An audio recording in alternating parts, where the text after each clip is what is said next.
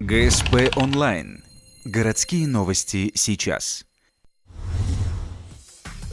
Суббота, 13:00, ГДК. Презентация книги «Ухта интернациональная». Издание посвящено истории города и 16 его нынешним культурным автономиям. Сборник плод совместного труда клуба «Краевед», библиотек, представителей диаспоры и 2 музеев УГТУ и Краеведческого. Содержание книги своего рода ретроспектива жизни города. В начале уникальный рассказ об участниках Ухтинской экспедиции 1929 года на основе мартиролога покаяния. Обзор современной демографической ситуации, а затем очерки о культурных объединениях города. Однако, как замечают авторы, 300 страниц сборника – это очень мало, чтобы отразить все. Мы считаем, что рядом с нашей книгой может стать еще 15 томов у каждой автономии отдельно. То есть все то, что считают нужным люди рассказать о своих участниках автономии, пожалуйста, мы просто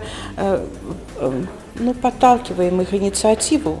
Исторические факты в книге перемежаются персоналиями. В издание включено 72 заметки про замечательных людей нашего края. Сборник издан на благотворительные средства. Он поступит в музей и библиотеки города, а желающие смогут купить книгу себе в коллекцию. Впрочем, похоже, история сборника лишь начинается. Руководитель городадминистрации Игорь Михель призвал авторов не останавливаться, а браться за второе издание, расширенное и дополненное.